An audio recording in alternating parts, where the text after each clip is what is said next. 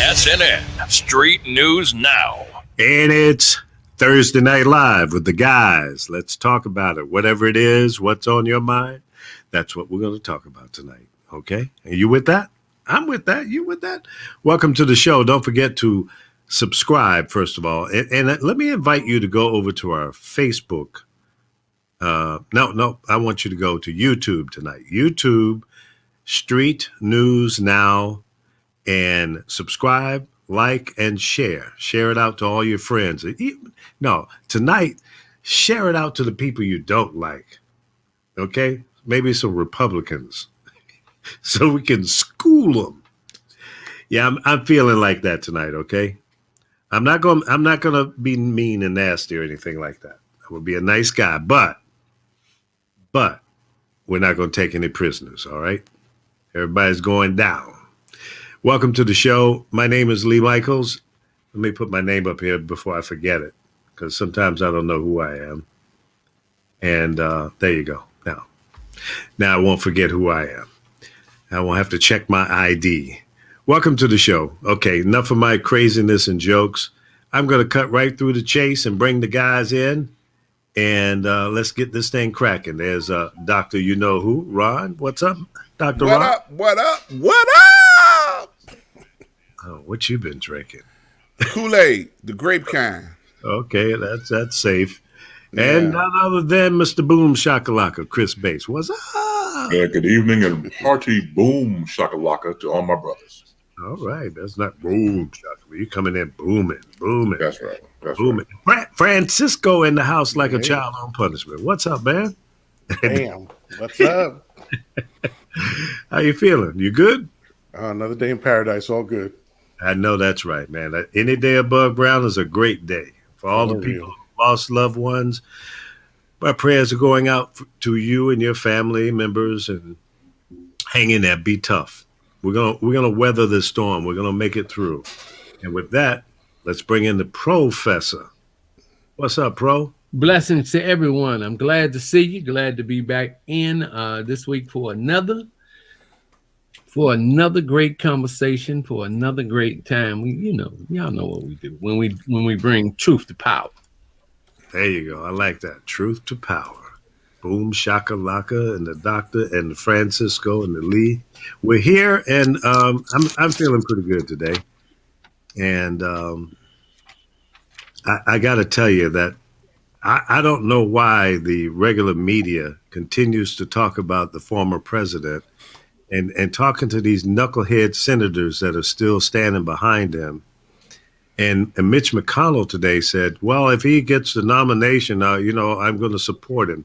Well, okay, yeah, that makes sense, but you shouldn't even be thinking that way. How much more does this guy need to do for y'all to understand that you got pimped? You got slapped. You got kicked in the butt. You got hoodwinked. You got bamboozled. He took the advantage of it. He don't give a damn about any of you. And now the Supreme Court gave the green light to, he's got to give up the taxes. They gave up the taxes. They turned them over. Yeah, the Manhattan DA has them. Right? Yeah, now, they made.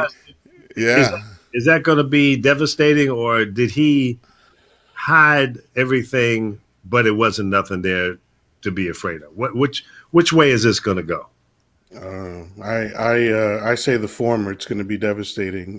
You don't fight turning over your taxes for years because there's nothing to see there. We know that he broke the law on many occasions with regard to his properties because it's illegal to overinflate the value of a property in order to get money on that property, and he did that over and over again. So that's just one of the things. Yeah, bank fraud. There's all sorts of stuff. It's the Al Capone thing. He's not going to go down for other crimes, but he is going to go down for cheating on taxes and defrauding banks and all that other stuff. It's crazy. What's your thought on it, Chris? Well, early conversation you mentioned about why are still talking about him because he still gets ratings.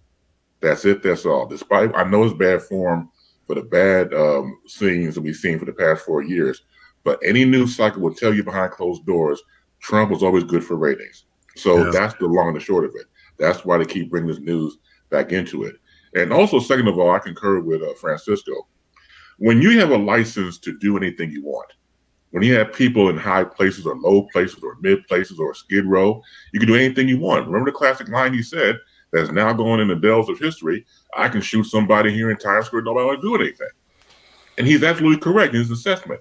So when again you hijack a political party the way he did single-handedly, again, they were weak to begin with.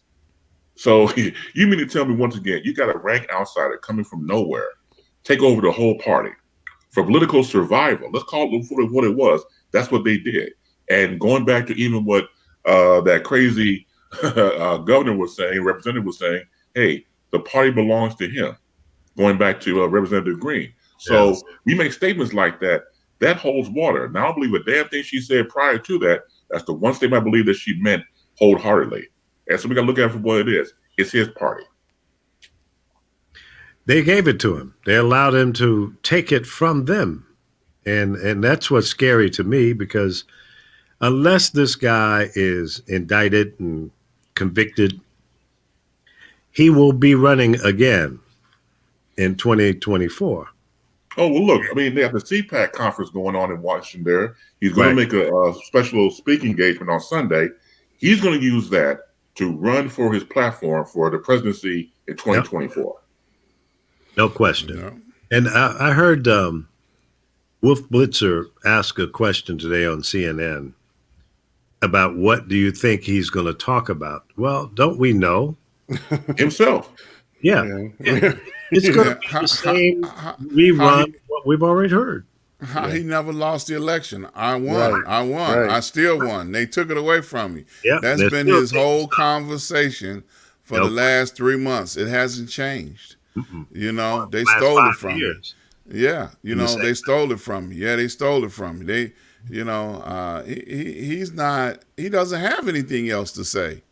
No. You know, he's going to go in there and try to encourage people to say, what can we do to keep them from stealing the next one from me?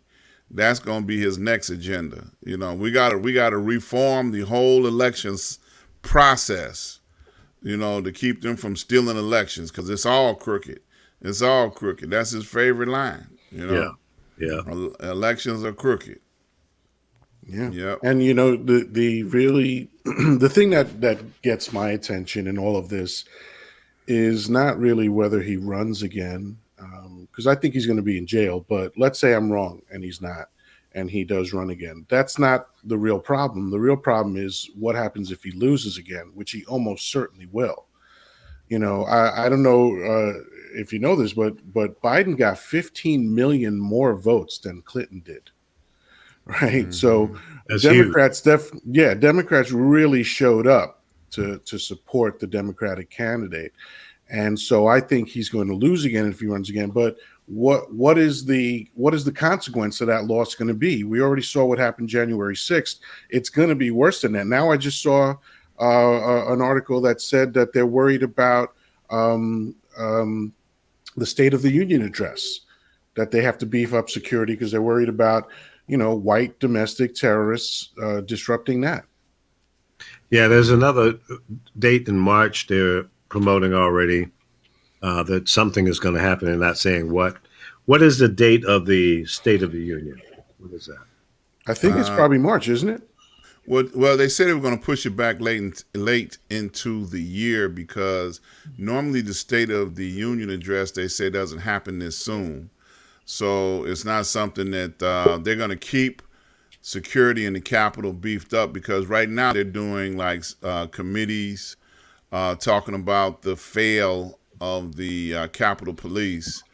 And one of the things that they talked about on the Senate committee report was that they are now seeing that at the State of the Union, they plan on blowing things up. So, but one of the newscasters on MSN NBC said that they don't normally do a State of the Union this soon anyway. So they just need to keep the heightened security in place, continuously, because these people are not going anywhere. Their threats are still circulating. Yeah. What's your thought on it, Professor? I yield to the committee. Listen, I said it before. Out of sight is out of mind. So I'm gonna yield and let you guys have it, because y'all know what I want to say, but I can't say it. Yeah, I yield back my time to the floor. So you gonna wait till Friday before you start using the F-bomb again? You back on that? No, I'm gonna be cool, man. Listen. I'm gonna be cool. I want to say it, but I'm gonna stay dignified. You understand? Well, let me stir you up, because I know we're supposed to be getting a special guest today, to call in. And when he was saying that he was coming to be with us on a Thursday, the first thing he did, and Chris can verify this, with what he said was, he said, I want that dude, the professor, with his 5 no Trump. That's what he said. Didn't he say it, Chris? Did he say it? He said that. Yes, he did. Okay. All right. I just want to let you know. Again, I yield back my time. Listen, it's like some things that need to be talked about, some things that need not to be talking about. One thing that need to be talked about is how are we going to stop? How are we going to counter all the things that they're doing to suppress the vote? That's what we need. We need to get Stacey Abrams on the phone and ask her what's the plan, and have her come in here and say that, because, this dude is Houdini. A magician shows you what's in his right hand, because he gonna jam you with the left hand. Okay, and that's a good analogy. So I'm not feeding into that. You remember when at the height, and I'm not comparing the two. I don't want to compare the two, but I want to compare how the media handled him. Okay, when Farrakhan was moving people and everybody was like getting in that movement, they said, look, well, we're not going to stop this dude. We ain't going to say nothing against this dude. They just turned the cameras off of him. And out of sight means out of mind. But as the Boom Shakalaka said, there's too much money behind this dude right now, and the advertisers are digging it. As long as this cat. And then what really blows my mind, right, is that in watching, I'm like ready to stop watching the news, because, on one side they got this 1 point and they drilling. On the other side, they got this 1 point and they drilling. And it's like a perpetual state of confusion that they trying to create and put Americans in, because you don't get, all you get is opinions. All you get is opinions. And so we're going to have to become like students and start doing our own research to get to the truth as to what's happening. Man, I wish it could happen, but I want the fairness doctrine back now, because every time you look around, somebody is saying the one thing on their one position. The people at that one station, and I don't even want to call their name no more. They hold theirs, and then the other ones, they hold their line. I mean, it's like they line back and forth on each other. Did you see what they did on the network? And did you see what they did on the network? It's just lies back and forth. So how do we help people to cut through and sift through these lies?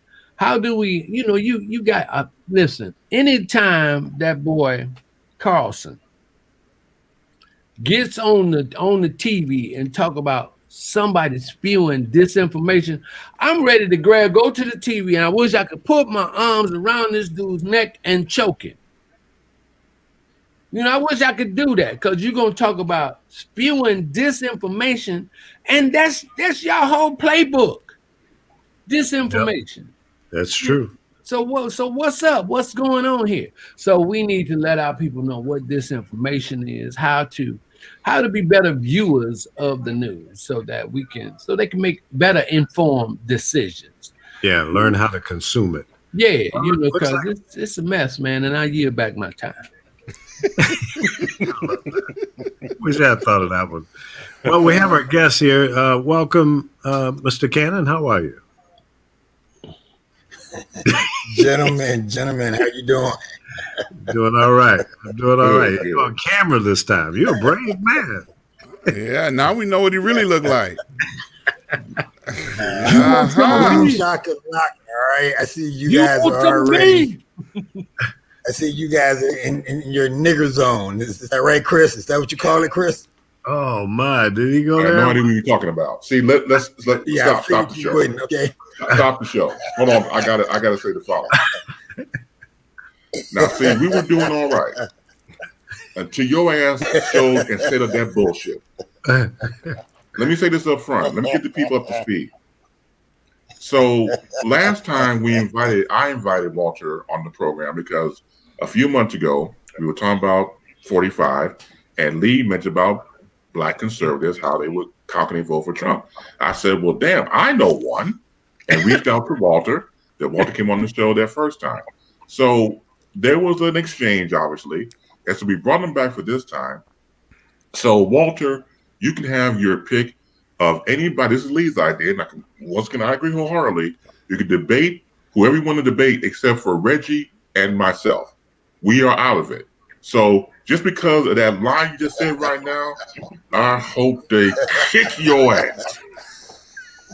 Well, I think I got a good piece of him the last time he was here, so Yeah, you I'm did. gonna yield back my time. Lee, So it's up to Lee. I guess the only person left, or two people, Francisco. Dr. Ron and Francisco.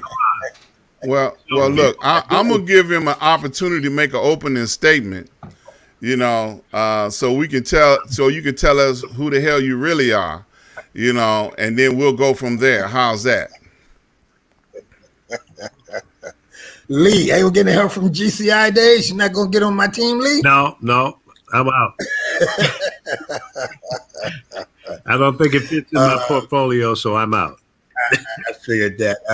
Hello, everybody. My name is Walter Cannon. I have a smooth jazz radio show here in Chicago, and Loris Willing starting March 6th.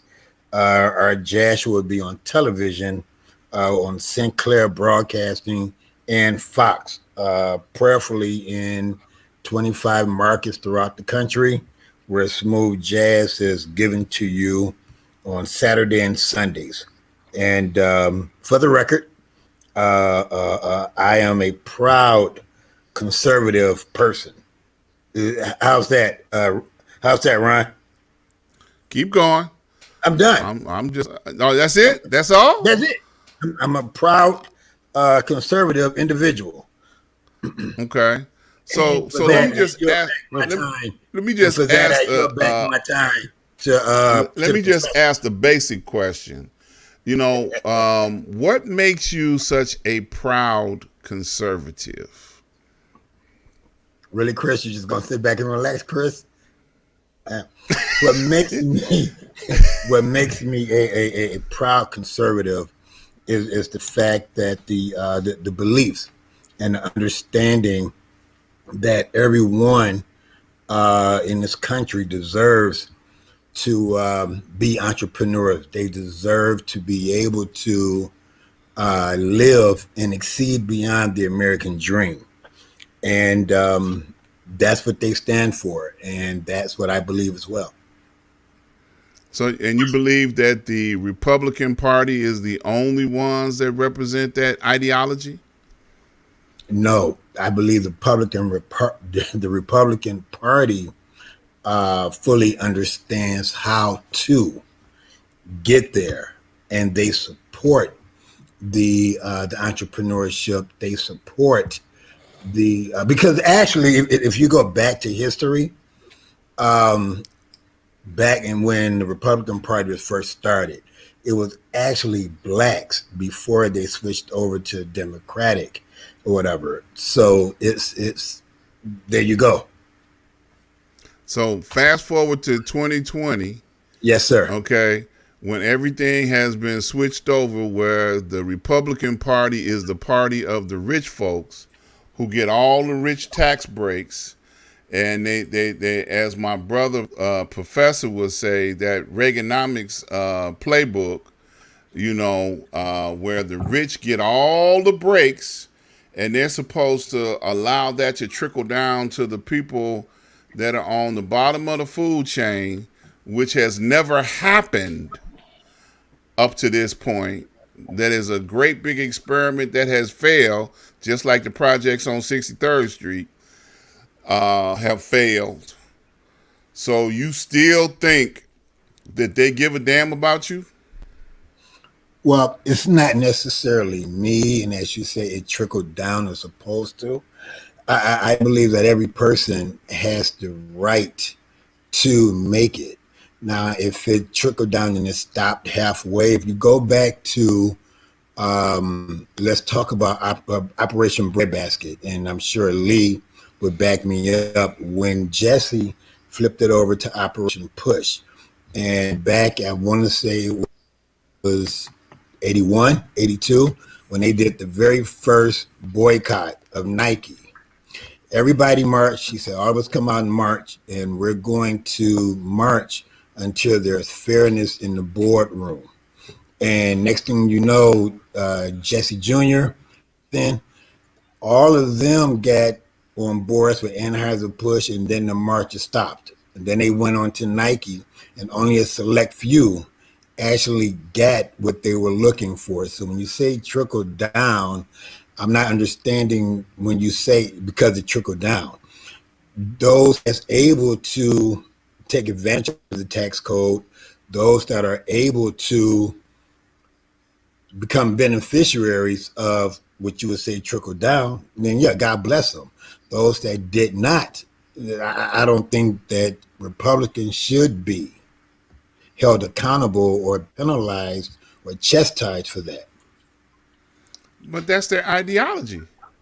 They No. believe that the Republicans strongly believe that they are the leading and ruling class of people in America.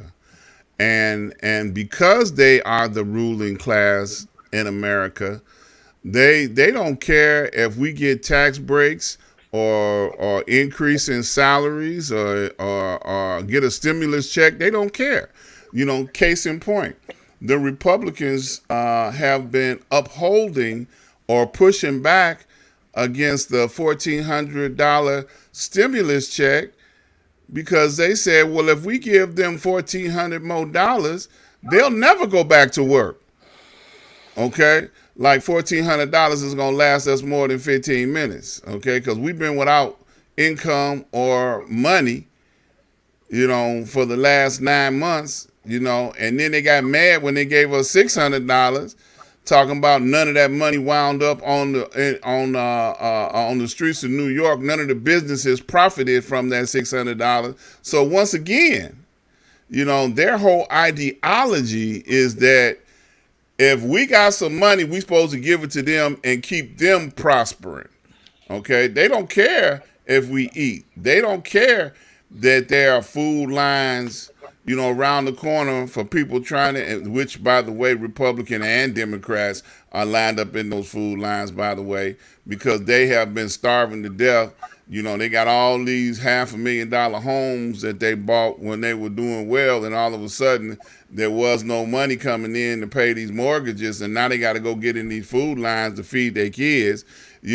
So you believe that the Republicans are the ones to make the decisions to help us economically all across the country. That's what you believe. No, what I believe, without you trying to twist it, is if you want to talk about a stimulus, stimuluses were given when 45 was in office. If you're going to talk about stimuluses right now, 45 did suggest before he left office, let's give him $2,000. Now that he's gone, yes, it's never been a discussion on raising it from 14 to 2,000. The concept was never, let me continue to give them money so they don't work. The thing about Republicans, years past, not just today, Republicans have always believed we'll help you, but at certain time in your life, that help needs to end. If you go back yesterday when Gingrich was talking and he was the House Speaker, they've always said, let's give the help, but at a certain point after 2 years or whatever, end it, because you should become self-sufficient. Yeah, go ahead and let Lee in. You should be able to now sustain yourself. This was never designed to go for years and years and generational. So you believe that that $2,800 within a year is an amount of money that people will be able to recover from the economic devastation that they've experienced? Well, I don't want this discussion to just be about stimulus. I am totally in agreement. Yeah, but I still had the question about stimulus based on what you just said. So I want the discussion to be about facts, and I'm asking you what you think about that fact. Okay, I am totally in agreement with you and everyone else that more should be given for everyone, because this particular pandemic was not a cause of one individual person. And you're absolutely right. Many people have been downsized. Many people have lost their jobs. Well, thank you. I appreciate that response. It's an honest answer and it's a direct answer, and I appreciate that. So here's the problem with what you said just now in comparison to what you said a few minutes ago. The party that did not support the American public during this economic devastation and this health crisis was the Republican Party. So you can dance around history all you want, but the most recent history we have is 2020 and the 4 years before that. They did nothing for the American public. So my question to you, and I don't know you, I'm not specifically saying that you're like this, but my assumption, it's actually not a question, I'm going to make a statement. My assumption in general is that Black Republicans hate themselves. That's my assumption. And the reason that I assume that is because I don't understand any Black or brown person who would support a party that actively hates them. So if you support a party that actively hates you, it appears that that person would hate themselves. Again, I don't know you well enough to assume that about you, but so far the answers you've given have been propaganda with no facts behind them. And again, I'm not trying to insult you. I wouldn't deign to do that. I lead a fact-based life, and I listen to what people say. And when you've been asked questions so far, aside from the question I asked you, it was all about these vague ideas about what the Republican Party has done, when in fact, historical fact, they have not done these things. They have not been the fiscally responsible party. George Bush grew the size of the government, even though Republicans say they want small government. George Bush grew the size of the government by 41%. No Republican administration has ever balanced the budget. So, you know, and they've been on the wrong side of history. They didn't want the highway system. They didn't want Medicaid. They don't want welfare and all the programs that help people. So I'm having trouble connecting the dots that you're connecting, where the evidence shows very clearly that they don't care about people at all. They care about corporations and their wealth and their friends' wealth, but I don't see the evidence that you're suggesting that they actually care about, you know, the average American citizen. Oh no. Oh no, Francisco, you was heavy. You ran my boy out of here, man. Where I did know he I go? ruined a good story with facts, man. Wait a minute. Is he gone? Did he Yeah. leave us? Yeah, he out, He man. hung up? Really? He out. I Maybe, wasn't even through, man. well, maybe he had a technical problem. Yeah, maybe his Wi-Fi fell off. Or some Republican excuse, or I wasn't there through. he is. back. Hey, he came back. Welcome back. There he is. Welcome back, bro. Don't do that. I'm still here. Don't do that. Don't. I'm still Okay. here. Don't do that. All right. No, we assumed it was a technical Don't do issue. that. amen. Yeah, right, so, I'll take Yo.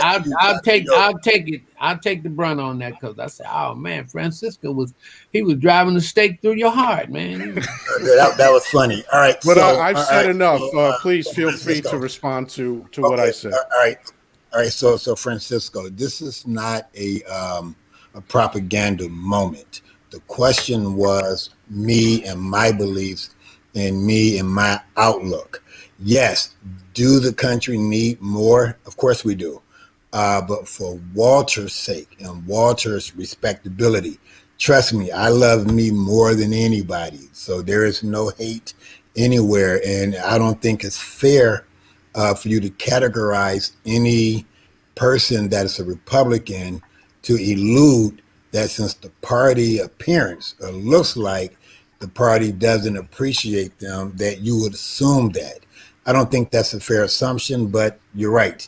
That is your opinion, and I respect your opinion. All right. Fair Well, enough. wait a minute. You said that, and I said I wasn't going to say anything, but Come I on, can't. Lee. You said that the Republican Party best fits your needs or the needs of the people in this country. But what opportunities have they presented to you or to me or to us? What type of things have they done to reflect all of the people in this country, more people of color into the Republican Party? Why is it that the Republican Party is having such a struggle to get people into the party that looks like us? I would say the struggle would be the exact discussion that we're having now. Whatever, if everybody is constantly saying that the Republican Party doesn't care about us, the Republican Party has not done anything for us, and you get that generational discussion again and again and again, and before you know it, now my 18-year-old hears that, so now it's like, you got to vote Democrat, and you're going to be one because I'm one, and your grandparents was one, and your aunties one. So it's not a factor, Lee, of why we can't recruit people. If you want to say recruit, it's because you're hearing again and again and again, 45 was very horrible. I get that, but I'm not a conservative because of him. I was conservative way before he even existed and threw his hat in the ring. Okay. Do you think he fairly represents the Republican Party, the majority of the 45? Republicans? 45? Of Yeah. course not. 45 money.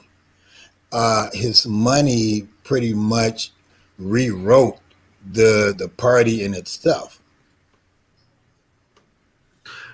Do you think that his wealth is what he claims it to be? Of course not. But I mean, it's the person. Go ahead.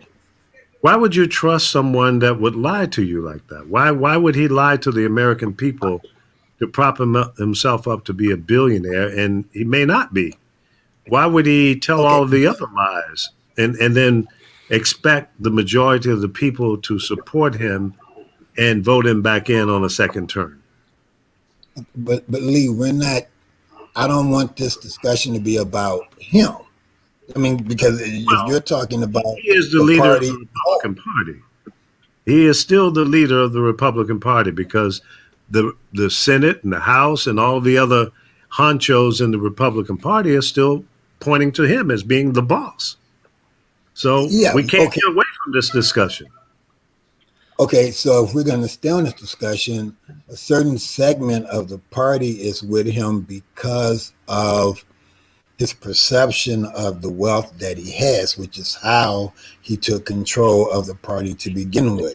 There were so many that had to side with him because of his alleged wealth that he has or portrayed to have. Well, let me Well, ask this question. Just that simple. Yeah, about 45. Okay. Now, he said repeatedly, over and over and over again, that he has done more for black people than any other president except Abraham Lincoln. So since you are one of the people that he has done so many great things for, can you at least tell us about the great things that he has done for you? Well, I totally disagree with that statement when he said it, and I still say it now. So he ain't did nothing for you. No. Well, he made sure me and you got a stimulus check before he went out of office. But okay, let's deal with the stimulus check. It's a joke. It's All a right. joke. Let's set this up the way it really happened. Okay. Oh wow. This virus came into the United States and around the world. We are in a world pandemic. We, the American people, look to our government to protect us and serve us. We pay taxes. We expect something in return. Do you think the former administration did a good job in protecting the American people during a pandemic? Play the Jeopardy music. What?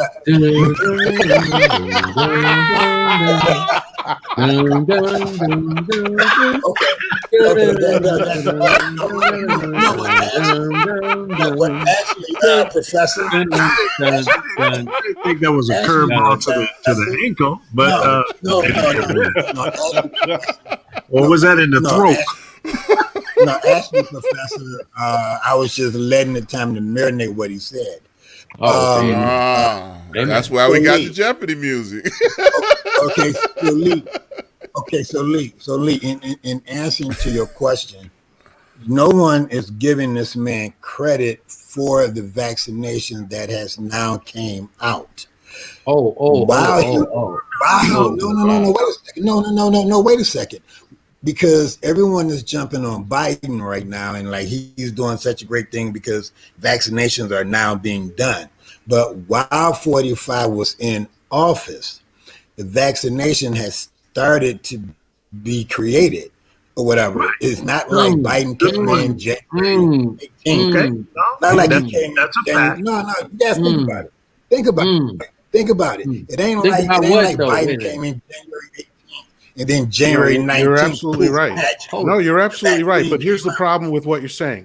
Here's the problem with what you're saying. You are ignoring the fact that of all the countries that were notified on January 8th, I believe, of 2020, only one world leader denied that there was even a problem and lost 70 precious days of addressing the terrible situation that we were in, and later confessed. We have him on tape confessing that he lied on purpose about the severity of the disease. So unfortunately, again, you're what you're saying is not fully connecting with all the facts of the situation. And going back to the idea that Dump does not represent the Republican Party, that is factually incorrect. 43 out of 50 senators just voted to acquit him in this heinous thing that he did on January 6th of this year. And in order for him to be nominated, he had full support of the party. In order for him to get away with all these lies that he blatantly told, by some counts, over 30,000 lies, which I believe is more lies than all presidents before him combined. Okay. the idea that he doesn't support the Republican Party, the evidence overwhelmingly suggests that he is 100% supported by the Republican Party.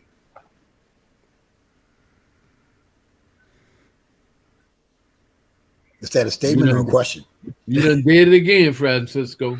It was a statement. So here's my question: Do you still believe that he does not represent the Republican Party? What I said again, and I'll say it again now, Francisco, is yes, yes. He's the face of the Republican Party, whether it's his money or his ideology or whatever. That's just like saying President Obama is the face of the Democrats, even though he's out of office, even though Biden is now in or whatever. Before that, everybody said the Clintons were in charge. So if you're twisting, because I didn't say anything about the face. The question to you earlier was, does Dump represent the Republican Party? Nothing about a face or anything like that. You said no, that he did not represent the Republican Party, and I'm saying that he does. And what I said was, because of his money that he gives to everyone, yes, he's the face. He's representing because they're going to accept his money. Okay. So let me ask the easy question first. Let me jump in for a second. Go ahead, Chris. Let's go back to what Francisco said about not knowing Walter. Let me put it out here on the table because I want people to understand the following. Outside of ideology, which Walter and I do not agree on, as far as, which is the truth, as far as a fellow broadcaster, a brother, I consider him family, and I mean that sincerely. Not too many people I gravitate towards that I've had outside conversations outside of politics with Walter, where we have gone on different levels. He is a brother.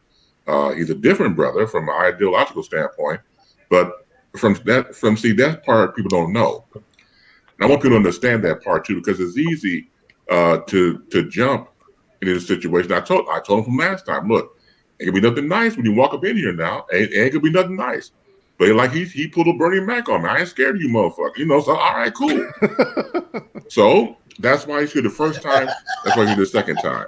So when you got that type of, well, you did, you know what the hell you did, goddammit. So now that you're here, now it's a matter of having the back and forth that we have. But I'm letting you know, brothers, right now, that he is a good brother. I know you don't like him on GP.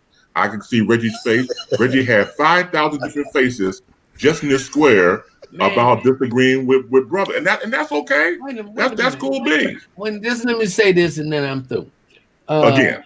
Yeah. I mean, I love this brother. He cool, and I dig where he stands. But he better say what he says the way he says it. If he has some deals going on with Fox, he better say everything, Fox. He better say it. Otherwise, he ain't gonna get the deal. So right. you better say what you're saying. So I ain't mad with him, because it's like his position is no different from Armstrong Williams, from Leo Terrell. Oh, not Leo Terrell. Fox Leo Terrell. It's 950. Call the man Terrell. Now you talking. Leo Terrell. I mean, Professor, I am not giving you a six uptown. There you go. Well, my man, I mean, listen, you can say whatever you want, but in the beginning, you said what was real. You said you getting ready to do this blase Skippy, and it's gonna be supported by, you going for Fox, and you got this other thing, and you going by iHeart. The people that own the media right now, Fox, they Repcon. People that own the iHeart, they Repcons. So you better say everything, Repcon, or you gonna get the call. Hey, Walter, what's up, man? Walter, you out of pocket, baby. Walter, you out of pocket. You know, doggone well, you don't go. I don't care what you was talking about. I don't care what you feel, and I don't care. Look, you supposed to go down with the banner, baby. What's up? You know, and, Well, and then here's the bottom line: if you want that money, right. see, because they gonna pay you to run their game. They got no problem with dropping cash on you to play their game. That boy that just passed, that they just, they made him God. I thought he was Jesus. He was getting $1 for everybody that was listening to him. This boy was making $85 million. And they scurrying, they looking to find that kind of replacement. Oh yeah, Rush Limbaugh. Yeah, they scurrying, man. So listen, I'm with you. If you can make that and get paid to that degree, man, I support you. But I do know that probably you ain't believing half the shit you talking about yourself. Well, look, I'm gonna ask some easy question then, y'all. I ain't gonna ask some no more hard questions. Okay. That's funny. My question to you now. Cause the professor then laid it out there. We know you lining up. We know you lining up to be a part of all of those long lists of people that are gonna, whatever the Republicans say, you're gonna go along with it. We already know that. So now the easy question would be, do you think that there is going to be a movement amongst all you black people that claim to be Republican to be able to change the mindset that the Republican Party has at the moment? Because right now, the Republicans don't believe that people of color, blacks, or any other nationality are suffering or have struggled down through history or time. So they don't give us any kind of, accolades like, oh, no, they ain't struggled. Oh, no, they've never had a hard time. Just because they were in slavery, that was no big deal. Why should we teach that in the public schools, or anything of that nature? So my question is, do you think that other people like yourself that openly profess to be Republican can change the mindset of the party? Yeah, to love us a little bit more.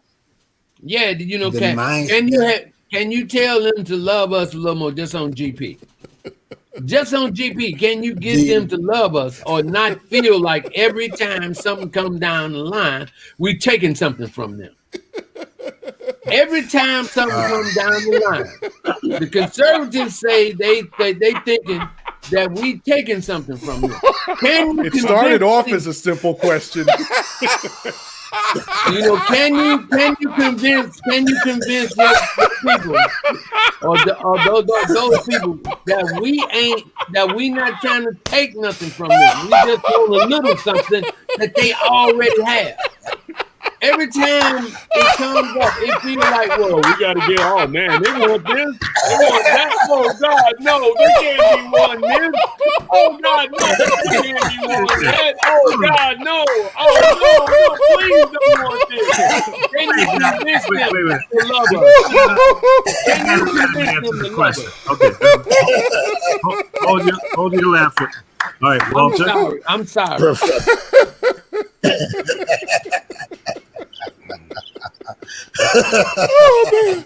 Oh, man. Oh, I can't take it.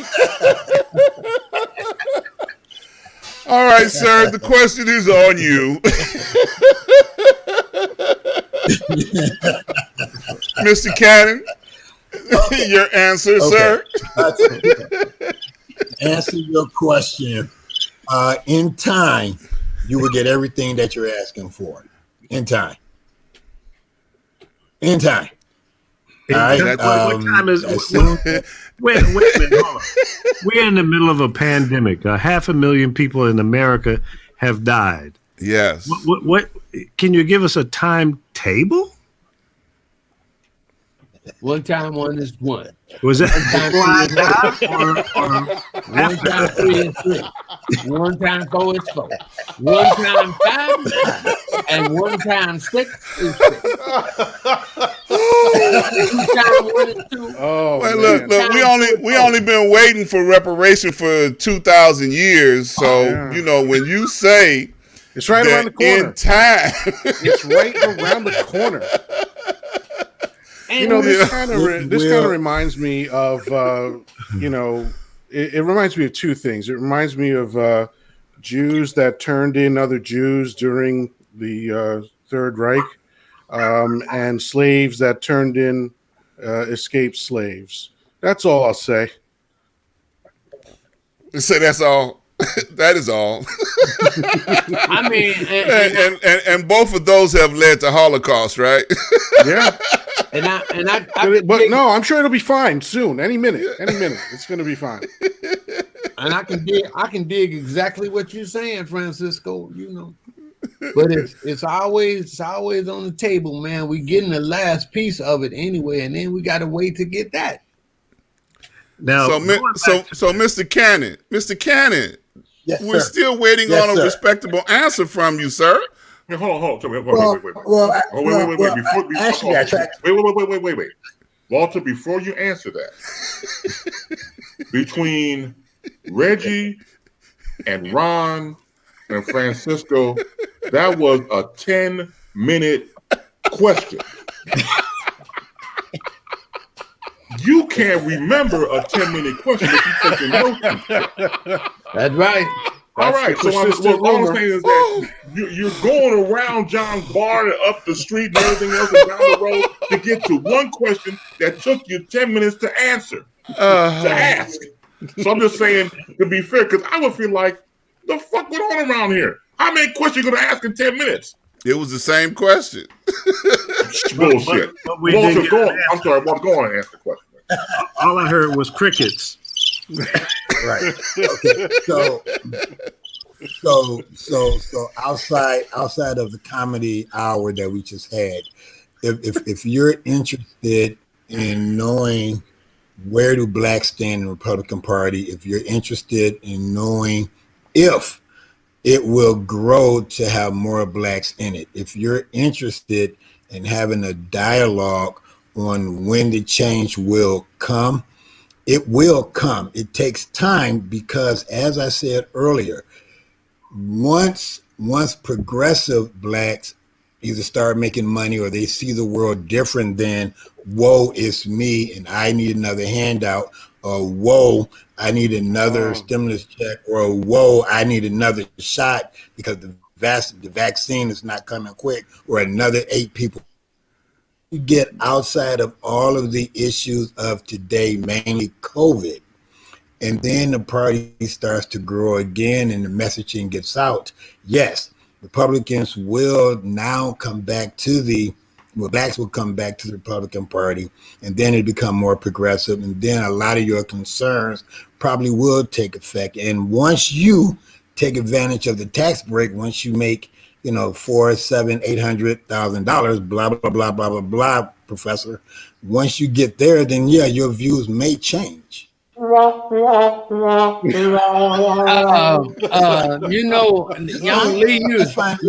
Lee, you going? I'm glad I can't play my music. But listen, I'm Heavy D. I want somebody to love me for me, not because I'm MC Heavy D. You understand? Guess what? And until they do that, if I got to have money, but that's the problem. So that's the problem. The problem is, as I said when I first came on, if you're not in a position to build your own dynasty, your own business or whatever, and you're constantly waiting on the Democrats to continue to give you a helping hand, then you're going to stay where you are. No, and that's where wait, Walter, don't assume. Walter, don't assume, please. Don't assume that. Don't assume that I'm dealing with the Demcons. See, there are Repcons and Demcons, and both of them are still a con. I mean, yeah, but I'm speaking in general, and you can call it a con all you want or whatever. But what I said when I first walked into here, and my belief and my stance of a conservative, yes, when you talked about the stimulus and you said, Republicans believe that they should not continue it because people are going to stay at home and not work. Well, shit, that actually did happen. There were people that work without due respect, Walter, those are lines that come from the Republican playbook. That's bullshit. Okay, if you haven't had any money in 3 months or 9 months, you suppose if they're gonna give you some free money, you supposed to take it and spend it. Because the economy. That's not what we're talking about, Professor. What we talking about? What we're talking about. What we talking about? Let me know. First, I'm telling you firsthand on people who I know that said, "Why do I need to work if I'm getting double money? Because my job laid me off, and I'm getting First of all, let's be real. That's not no money. First of all, let's be real. That's no money. If Canada can give their people $8,000, you understand, and our people have to go through an arm and a leg for 1,200 plus 600 or 600 plus 600, whatever it is. That's bull. That's bull. When the auto industry needed help, they jumped in. When the banking industry, they needed help, they jumped in. But when your own people need help, then it's some reasons why you can't give them help. Oh, they're going to kill it. When the government says we're going to shut it down, the whole country had to take a back seat. How do you expect the American people to survive? How do you expect us to put food on the table when we can't go to work? When the jobs that we had are shut down because of the pandemic? The country, the government has an obligation to protect and serve the people of this country. To take care of us, right on. 45 failed miserably on that. He dropped the ball because he was self-serving, thinking about, oh, wait a minute, if this gets out of hand, I'm not going to be reelected. That was why he did what he did. He didn't give a damn about you, Walter, or me, or nobody else. He didn't give a damn about nobody except getting reelected. He knew that if this pandemic got out of hand, it would be over for him. And he was right on that note. But he could have been the cowboy on the white horse with the white hat on and rode off into the sunset as a hero if he'd only put on a different face and tried to serve and protect the people in this country. And he wasn't going to do that. He wasn't going to. That ain't in his.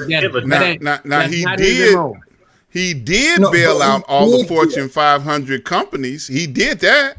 Right. And there were companies that got the EIDL and the PPP and the OPP and everything else. but it made it hard for the little guy, the guy that had the little, taco stand down on the corner or the gas station. The money was gone before they could even take the advantage of the EIDL or the PPP or any other loans. So, but come on, man, do you think that was fair? Lee, to answer your question factually, he did. A lot of people did take advantage of the IDL. A lot of people got the $10,000, even those that really wasn't deserving of it, but they did get it. The fact that the money ran out, okay, that's just the way life goes. There were many people that did get stimulus checks. Now, it may not have been enough to supplement the job that you lost. It may not have been enough to supplement the job that you lost, but even today, Biden is not coming out and saying, I'm going to give everybody $2,000, $3,000. So it's the same bill Biden is trying to give now that and the Trump Republicans are still blocking. Listen, Mitch McConnell would not bring it back to the floor for a vote, up or down. He sandbagged that whole thing, and now the Republicans are still doing that. You look at what they did on the impeachment trial. They stood behind a criminal and did not do the right thing. They screwed up twice. We wouldn't be in this situation today if they had impeached him on the first go around. Now, I don't like Pence either, but I think he would have been a better person in the seat without Boo Boo the Fool in the top seat. So we had an impossible situation to overcome because of leadership. And what he did on the 6th or before the 6th, because he promoted that event prior to the 6th. He knew what was going to go down because he told them what to do. That and I agree with you wholeheartedly. And I agree with you. The Spinners made a song. They said it takes a fool to learn. That 45 don't love nobody. And 45 loves no one. Okay, but the question is, it said it takes a fool to learn. But why are you still harping on 45? And that's the point that I'm trying to make. What would you like to talk about? Check it out. No. I don't want to talk about him no more. Okay, let's talk about something else. I don't want to talk about him no more. Let's talk about something else. But Professor, I agree with you. So why don't you use your time? It's my turn. Okay. What I'm saying is, if you guys are so wrapped up on the stimulus today, the same thing when Obama was in office, his first 4 years, he had the House and the Senate, and not too much really got done. Yeah, except the largest healthcare package in the history of the country. But other than that, nothing got done. No, you're right. Go ahead. Okay, and here you are now in January. If you want to say, Lee, that the Republicans still holding it up, they're really not, because Biden can come in with his white horse and white hat and say, I have the majority of the votes in the Senate and the House. Let's get this done. So blaming it's going to come down to it. But he's been doing it. Okay. He already started that process. Okay. And you're right. He has started.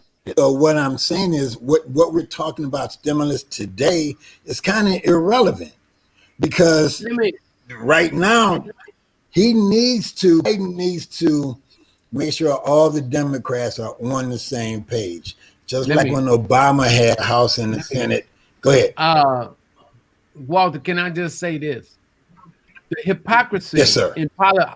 Hypocrisy of politicians is not strictly on Democrats and Republicans. Listen, every one of them cats that's a politician right now is getting paid. They got plenty of money. How in the hell do you think they can have a conscience and stop somebody with no money from getting some money? When the primary reason why all of them is in their job is to steal. They not trying to do nothing else but line their own pockets with what they can get from the position that they hold. That's just straight up bullshit. They just straight up being hypocrites, man. They need to give us money as quick as possible, because they in there stealing money their damn self, making all kinds of deals. Every time they ain't gonna do nothing unless they get something from it. Come on. They're not feeling the pain. Nothing has changed in the House and the Senate members. Nothing in their lives have changed. Man, they're still getting the same paycheck. Yeah, they got their $180,000 salary within a 9-month period, and they did not want us to have $2,000. So they're obviously the party of compassion. Come on, man. Yep. And Cruz took his vacation to Mexico with his family. Carnival only came back because he got embarrassed. He got exposed. Carnival was offering a getaway, and they called it a Ted Cruz. Won't you take me on a Ted Cruz? Mr. Cannon, this is where you're supposed to represent your party. You're supposed to speak up to defend all the righteousness that they have done. Well, let's hear it. I'd love to hear that. Actually,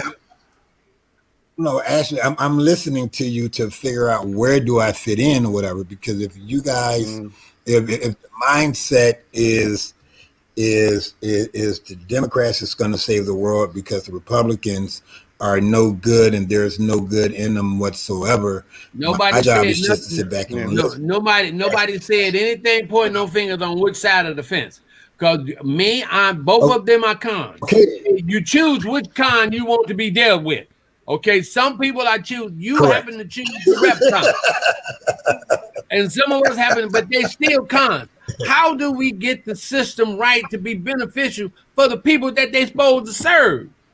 How do we get that The right? system is How never. do we? It's, How do we get that right? it's How never just gonna tell get me? right. How do we get Well, that right? don't- Because every one of them cats it's that's never- in there is making money. Every one of them cats that's Yes. elected, they get elected Yes. so they can line their pockets with other stuff. And then you're going to get in there and be hypocritical when you are going to try to give some free money from people that's out here serving. You got Americans that are in lines trying to get food. And you got them cats that's making $180,000 or whatever they making, deciding whether or not somebody should be able to get this help or not. That is straight up bullshit. That's bullshit, and they need their ass kicked. I'm sorry. Okay, so the- Professor, They need their wait a ass minute. kicked. Professor, I got to correct you a little bit, Professor. Help me out. Yeah, it's the people's money that we're trying to get back delivered to us. Oh, Thank amen. You know, so It's not free money, it's our money. Thank you. Thank you. Yeah. Well, amen. Whatever Yeah. it is, they need to do. They need to do something about it, and then go back to the drawing board to figure stuff out to make this thing, where we could live better in this country. It's not going to be like with the magic, with the switch of a hand, everything gonna be right, because Americans are saturated with this Reaganism. They saturated with Reaganism. And then, like I said to you in the beginning, and I'm with you 100%. I'm never going to get in between a man making his cheese. If you are making cheese by dealing with the Repcon agenda, I'm with you. But don't sit here and bring their agenda to me. Don't bring their playbook to me, and you know better. Don't do that. Don't accept my intelligence like that. Okay, so Professor, when you decide to run for Congress, you got my vote. I ain't doing that, man. Another clever way to avoid therefore- answering a question. That's beautiful. Well done. No. What question? No. All he did was just rant about. No, the question before, you spent time trying to categorize who Democrats are and all this other Right. stuff instead of just answering the question that was asked of you. But Okay, that's so fine. do I get that tactic. That's No, good. no. When you don't have No. anything to say, you filibuster. That's good stuff. No. Okay, Francisco. So you understand me? I would never dance around any question. Give me the question. Oh, but again. you have, so No, I no, don't believe no. you. But go ahead. Oh, so give it to me now so we can set it straight. Because the problem is, if there's a question and everyone else keeps jumping in, Of what do you course. expect? You So spoke give me for the a question. minute straight earlier and didn't answer the question. You just talked about other things, but that's Give me the okay. question again. You No, can- give me the question No, again. it wasn't my question. So whoever asked it, I think Ron asked it. Okay, no, but you're the one carrying the bone right now. So you give me the question so I can answer instead of telling me what I danced around and didn't answer. No, I don't know. It must be in my imagination. This program is brought to you by Reggie's. It's now your time to get some Reggie's wine. Coming in 5 flavors. And the next one, and what we recommend this week is Reggie's Moscato. Please get your wine now. So I see Corey then jumped in. He must have something he want to add to this. I'm gonna yield my time to young Corey. Well, hello guys. So good to be on Street News Now. I watch this show every Thursday. I thought it was very entertaining to watch Walter talk and everyone else. But I would just have a statement to make.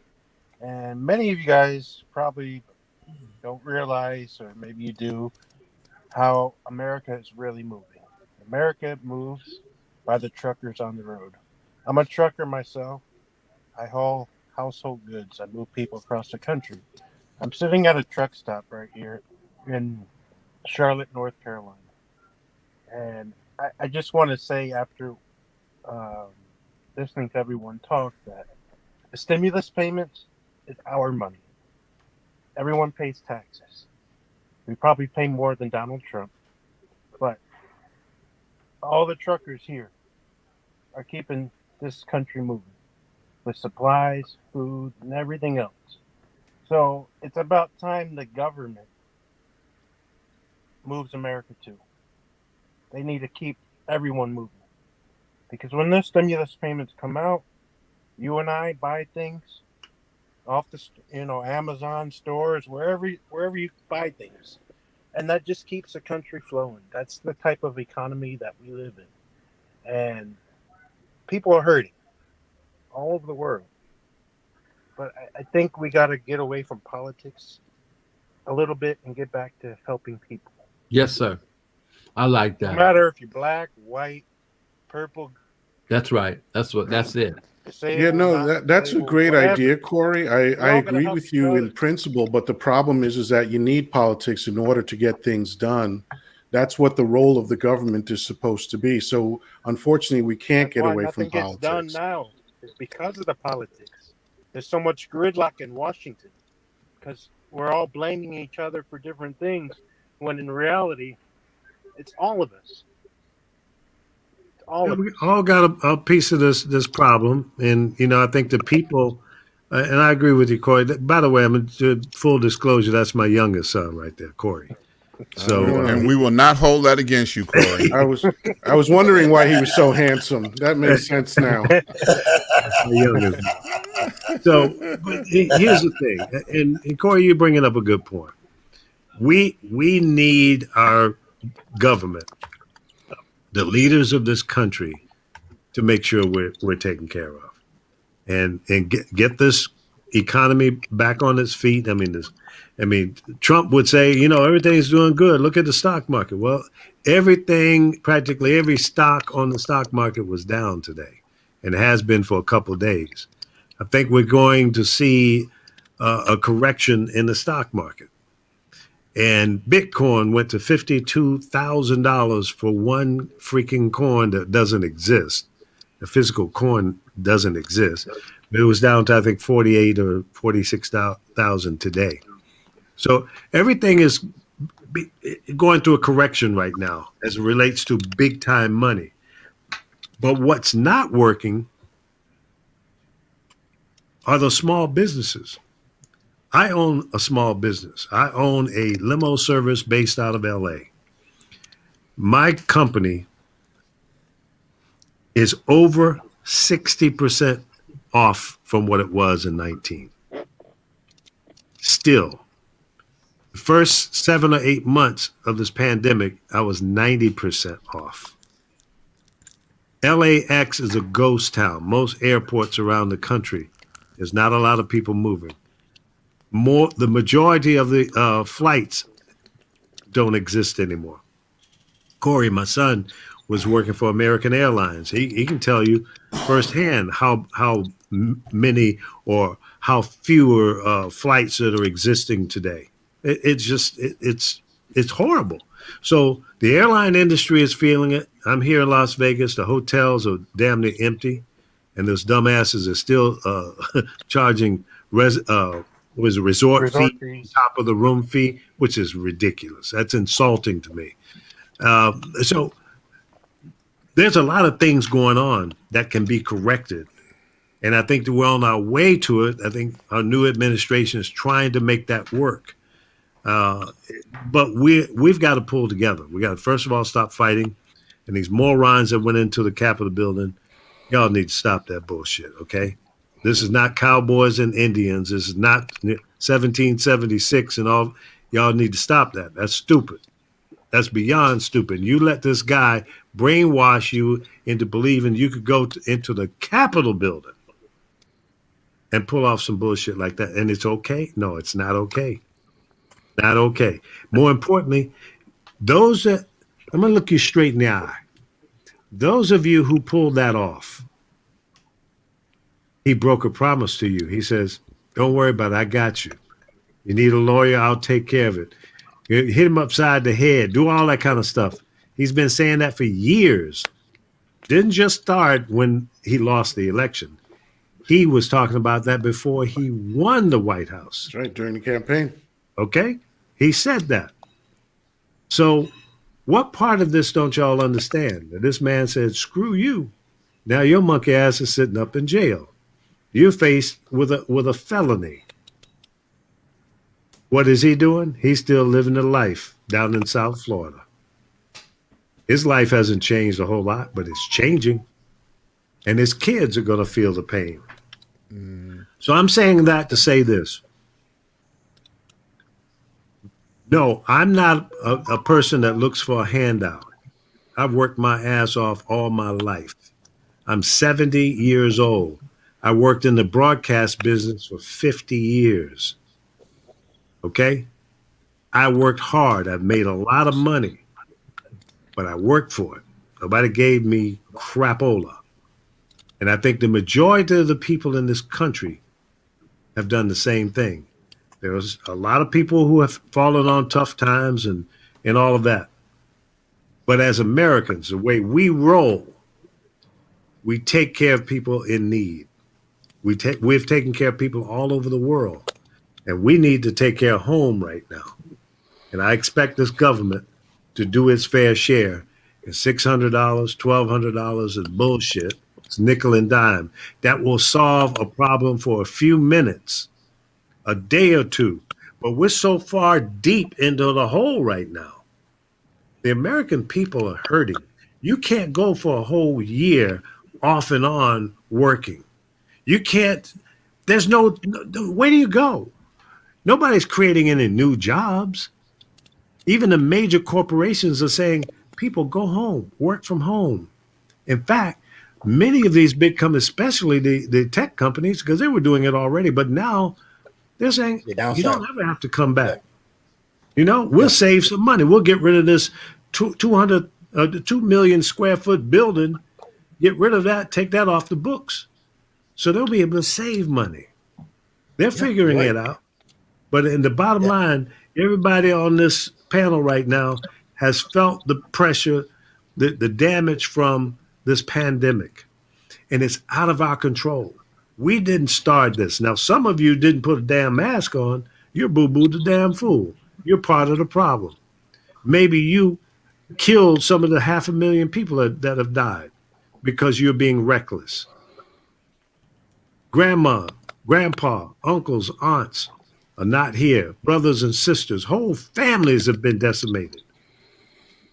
This is no joke, folks. Y'all can come up with all the conspiracy theories you want, but convince me why there's 500,000 people dead today that could still be here today if it wasn't for this pandemic. Look at the millions of people around the world have been infected and died from this pandemic. It's not a joke. And I want one more damn person to come up to me and say, well, you know, 30,000 people a year die from car accidents and heart attacks and obesity. I don't want to hear that bullshit no more. This one hit all of us hard, and it could have been prevented if we had the right leadership. So I'm sick and tired of going backwards, but in order to know where you're going to go, where you're going to end up, you got to deal with where you came from. And what we've gone through now since, and I'm going to call it October of 19, because that's when it started coming over here. I saw it in the LAX airport when people came in here from China, the whole damn plane, everybody on the plane had a mask on. That was unusual. What was normal was 10 or 15, but not everybody on every flight, starting in October of 19, straight through January of 20. That's when the shit started really hitting the fan. But people were leaving China big time because they were going through it before we knew it existed. And you're telling me a limo driver in Los Angeles, and my whole group of guys that were driving with us, they saw it. But you're telling me the TSA didn't see it? The federal government, the FBI, the CIA, the Boy Scouts of America, and the NAACP, nobody saw it but me? I got a problem with that. I'm saying to you, our intelligence knew about it. And your boy spilled his own beans. He said he had to put a lid on it. He didn't want to panic America.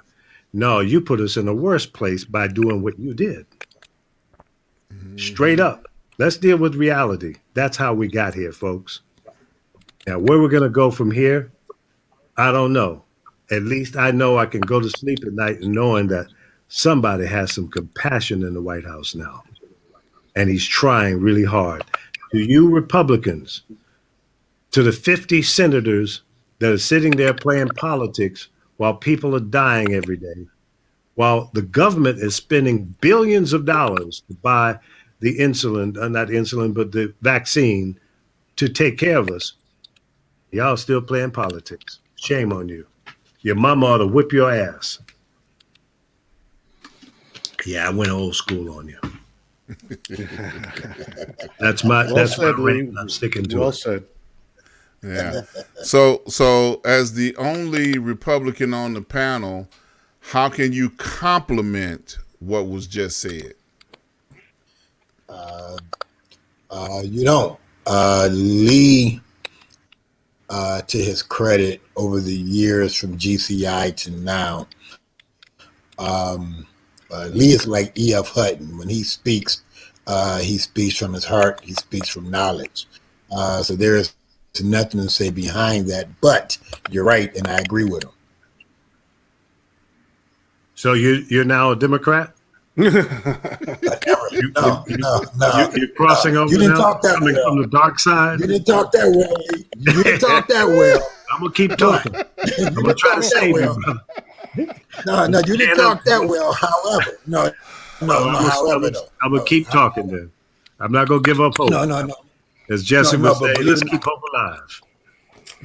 No, but believe it or not, the good thing about this administration, the professor had asked, how do we bridge or how do we get more Republicans or black people to embrace the party?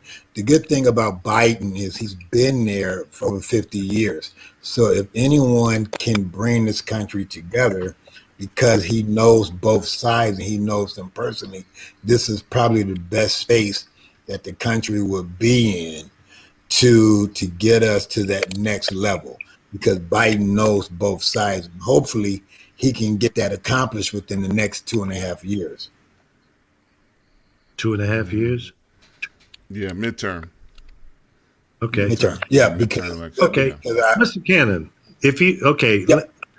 I'm going to give you the stage here, and you're now addressing the leaders of the Republican Party.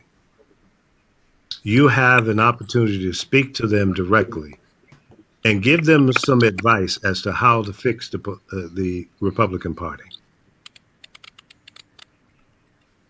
Well, right now, when you have something that Trump created, which is Congressman Green, Marjorie Green, when you have that ideology going on versus the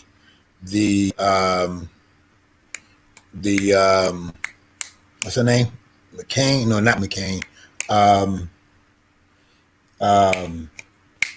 Cheney. When you have the Cheney side, Liz Cheney. yeah. When you have Cheney, right, and then you have this new breed that Trump created with the accused and all of them. The only thing that can happen is just time has to play itself out, because right now there's so much dissension in the party. You're going to need someone like Biden to speak reason and logic. There's not a Band-Aid that can fix both sides or of the party.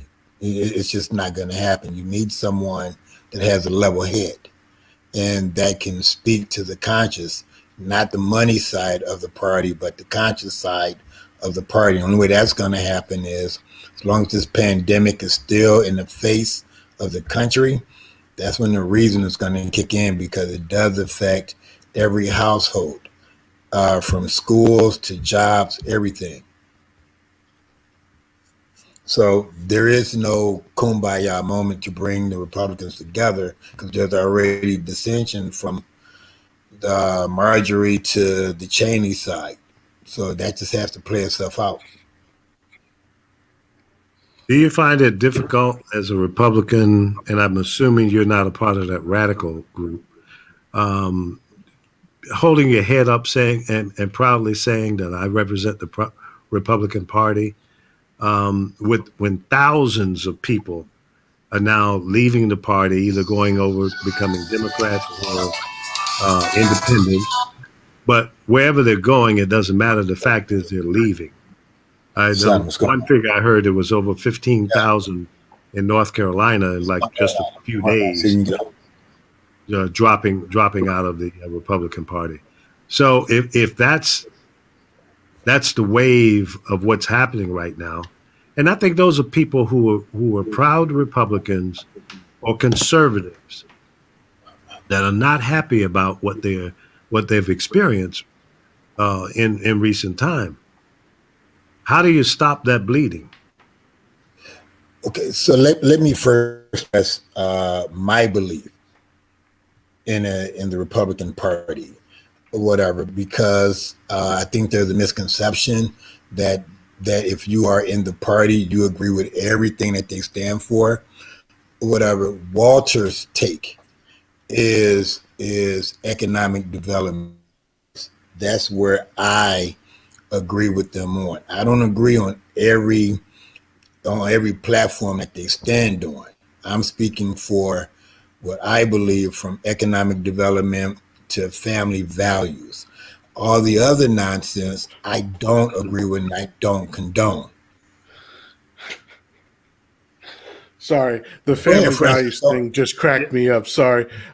So can you? So let's ignore the family values thing because that's just propaganda. But let's talk about the economic stuff. So what can you give one or two examples of an economic program that the Republicans have put forth either recently or in the last 20 or 30 years that has been effective?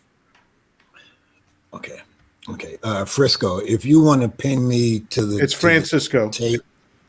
Francisco, I said that the first time. So if you want to pin me to the wall on them, I said my stance. No, I'm asking for okay, so what's your take on what Republican economic platforms have been successful in the past?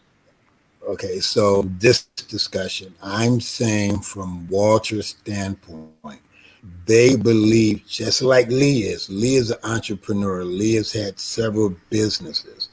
And I believe from Walter's standpoint that there is support from the government or from the belief that they are there to help assist you. And what is an example of that? From my personal self? Anything you want to say? I'm just trying to get the answer to the question. What is an example of what you're talking about that came from the Republican Party? How have you benefited from the economic development or programs that they've put forth? How has it changed your life, or has it? Yes. Going back from the days of me having my own mortgage company and several branch offices that I've had throughout Chicago in the late 90s and early 2000s. Yes, I was able to take advantage of the tax breaks that were made available to us. I've had production companies at the same time. So from an economic standpoint, I understand the tax codes and everything else that I have personally benefited from. Okay, so are you saying that essentially lowering taxes, which is what Republicans are famous for, is a good tactic to stimulate the economy? What you say, Lee? Oh, did you say, friends? Taxes for certain groups of people or business level. Yeah, but like, okay, so I'll give context to my question. It's not a matter of Ronald Reagan lowered taxes in his first year in office. That turned out to be a disastrous thing that inflated the deficit by 300%. And then he spent the next 7 years raising taxes. So between trickle down and lowering taxes, we've seen the degradation of the infrastructure, which is where we find ourselves today. So are you saying that lowering taxes for businesses is a good economic stimulator? Because it hasn't worked so far. So I'm just trying to figure out what you think is good about the tax code that the Republicans are responsible for. I don't see anything wrong with lowering the tax code. I don't. Oh, except it doesn't work. But aside from that, nothing. May not work for you. No, it doesn't work for the country. I'm not selfish enough to just represent myself in this conversation. I'm talking about the entirety of the American people. We have found that this quest to lower taxes all the time has absolutely not worked. That is an economic reality. It is a fact. I'm still waiting on a health care plan from the Republicans. Oh, any minute. It's on its way. 2 weeks. 2 weeks. Long, look. Yeah. Long as it ain't got Obama's name on it, that's a plan. Yeah. Yeah. So do nothing. So wait, let me ask this question, Lee. So you're saying that in the 90s, you had a prosperous moment under the Republican administration, and that led you to want to endorse and be a part of their party. Is that what I'm hearing you say? Is that what you actually said? No, what I said was I have been a conservative for many years before. I've had several businesses. So I did not become a conservative just because my business flourished. Okay. All right. Now I was just curious because when he asked the question, he said, "Well, what economic stimulus plan that the Republicans put in place, that you strongly endorsed and felt good about?" So that's why I was circling back around to that point because, I understand. you said in the 90s, when you had your mortgage companies and other successful businesses, and I'm just trying to pinpoint is that what led you to really want to be a Republican and support them at that time? Or are you saying before then even you were interested in being a Republican? Before. Okay. All right. How far back? And so what policies worked for you before the 90s? Dude, that was 30 years ago. I'm not going to just drive my brain to go that far back. If you want to talk so you today, refer to them, but you won't explain them. That's fine. I got you. No, Francisco, it's one thing to take someone to the carpet, but if you want to go back to yesteryear and 30 years, 50 years ago, why? No, I got you. So you don't want to talk about 2020. You don't want to talk about the 90s or the 80s. No. You want to talk about the last 15 minutes, maybe? What do you prefer to talk about?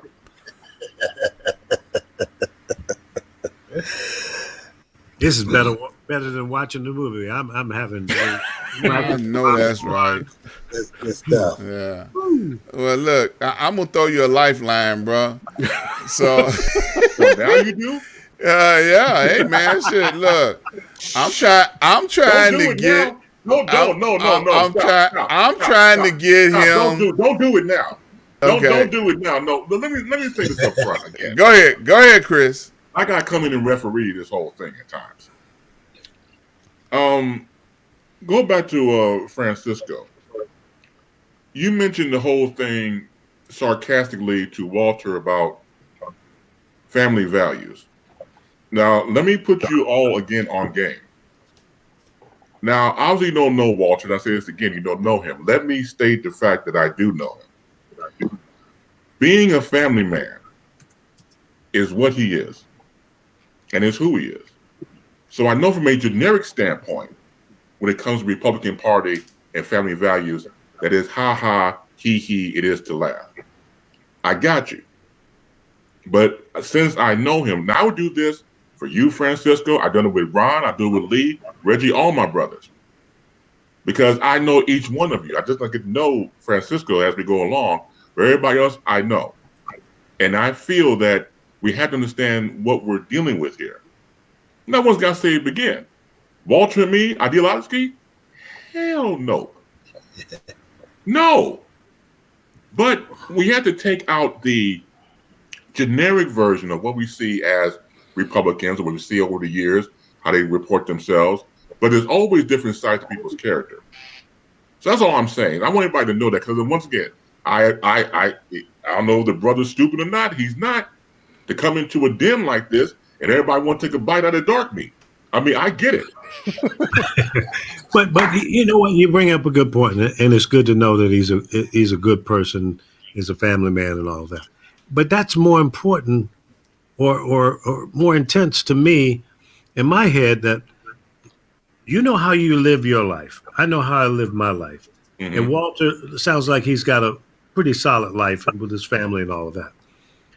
But does your personal life fit the party that you associate with? I think that's a $64,000 question. That's a valid question. And that's how I kind of look at things. I would like to see. I don't know that I'll live long enough to see this country to become more towards a center or not. That's the ultimate dream.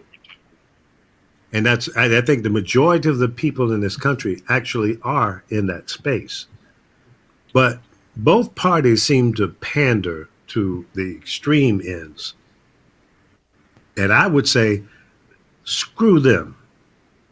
Okay? And if you believe that the 74 million people, or whatever the number is, that voted for Donald Trump represent, if the majority of them are the same people that went into the Capitol, I think you're sadly mistaken.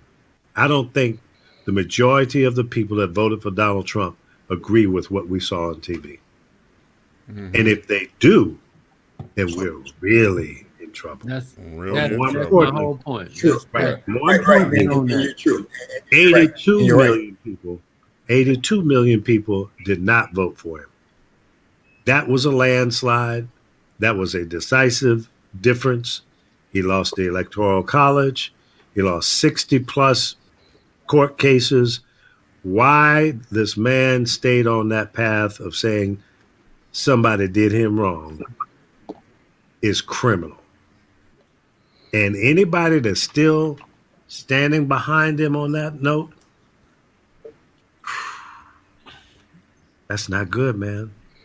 Yeah, so Yeah. to secure the future going forward, what has been done in Georgia needs to be done in the rest of the country. You know, we need to attack all the attacks that they're going to make to suppress the vote. You know, there's going to be voter suppression. That period. It's just going to be voter suppression because one party knows that their views is not going to be accepted by, you know, newer voters coming in, you know, so we want to make it harder for them to vote. They want to try to get rid of and eliminate all the pandemic things that were put in because we couldn't go to the polling places, which I'm cool with too. You know, if you want to straighten it out, I'm good with that. But for everything, for every law that comes up as far as voting, it needs to be strictly scrutinized to make sure that our rights to vote are not being taken away from us. But they know they have won't the win. numbers. They know they won't win if that happens. A couple of prominent Republican senators said if you count all the votes, Republicans will never win again. So that's nuts. Yeah. So you know, if more people coming to the rolls and things like that, the quiet storm must continue. You know, people have to be registered to vote. And then the education about the political process that has to be set down. You know, education was deregulated in the 90s when they took civics out of the classroom. Yep. Okay, so and here's the thing. You have a group of politicians. Right, that holler that they don't want assistance from the government. Everybody needs to stand up and be on their own. But yet, when that cold snap hit in Texas, who were they calling on? They was calling on the government right away. So you can't have it both ways. You can't say, well, yeah, let me call on the government when I need them and stuff like that. You can't. It has to be, in order to have a balance in this country, you're going to have some things regulated and some other things, some things deregulate. It can't all just be one way. You cannot keep hollering about deregulation. You cannot have that. You have to have a mixture, because at El Paso, the only city in Texas that went with the national grid, they didn't have no problem.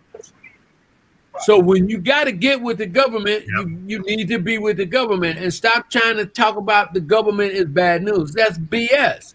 Because how you going to tell yourself that you bad news? You're the government. Yep. And it showed the vulnerability in the state of Texas, that is primarily a red state. I just got a phone call, and the tip is that Stacey Abrams is moving to Texas. Oh, wow. Wow. By the way, going back to earlier in the Ted program, Cruz. someone said something about Stacey Abrams might be invited onto the show. I definitely need to know when that's going to happen. Let's try for next week. You trying to hit on her. I said you. That's smile. right. Yeah. I mean, I don't blame you, because that's. I mean, man, that's. Woo.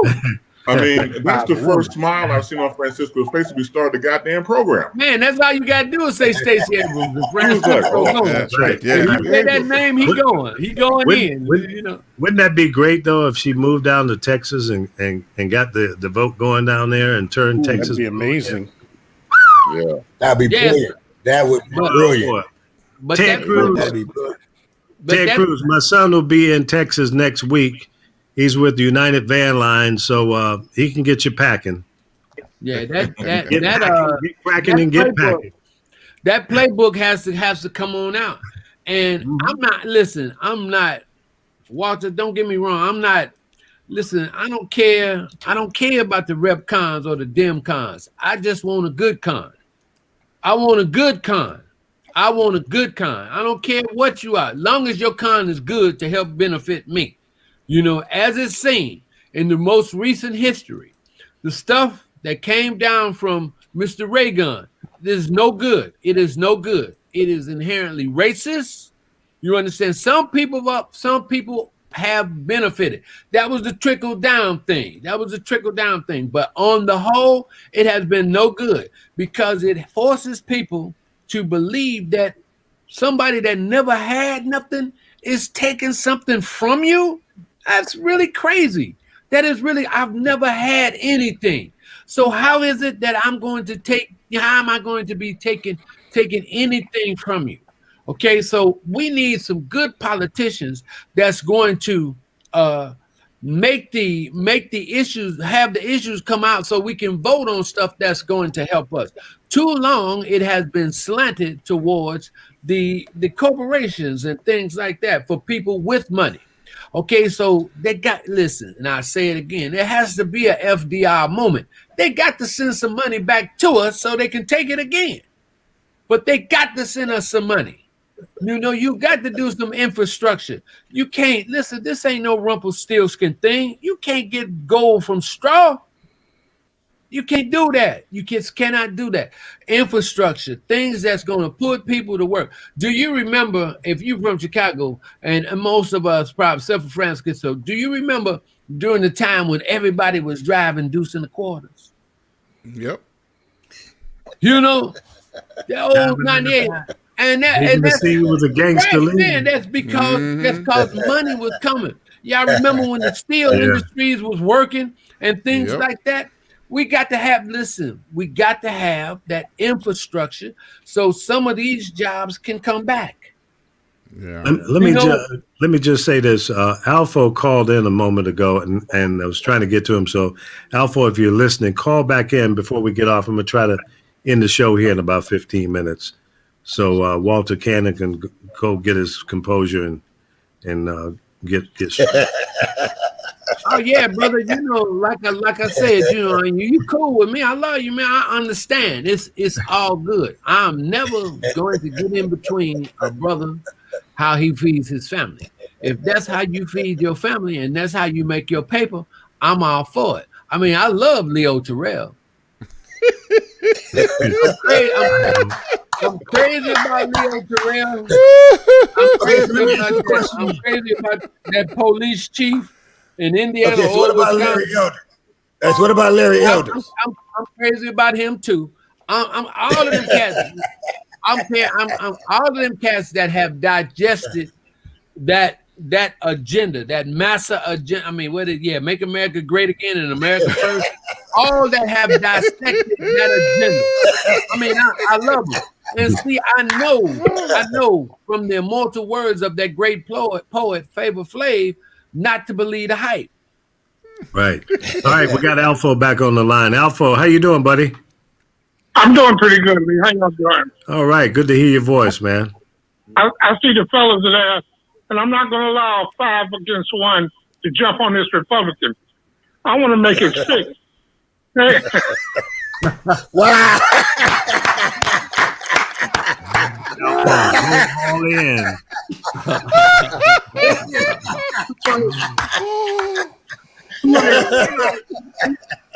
And he really broke the sacred vow with Ronald Reagan. Trickle down has been an utter failure for 60 years. And it's proven itself time and time again, over and over again. And yet they still go back to it.